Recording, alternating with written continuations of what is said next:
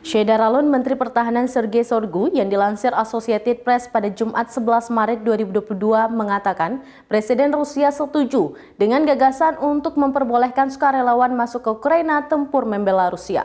Berikut informasinya.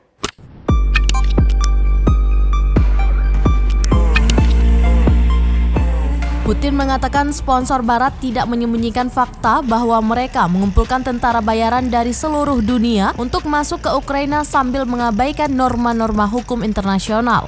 Menteri Pertahanan Sergei Shoigu mengatakan Rusia mendapat lebih dari 16.000 lamaran, mayoritas dari negara-negara di Timur Tengah.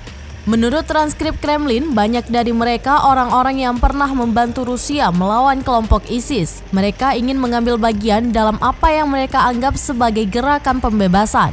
Putin mengatakan kepada Shoigu, Rusia harus membantu calon sukarelawan untuk pindah ke zona pertempuran dan menghadapkan mereka dengan apa yang disebutnya sebagai tentara bayaran asing yang berjuang untuk Ukraina.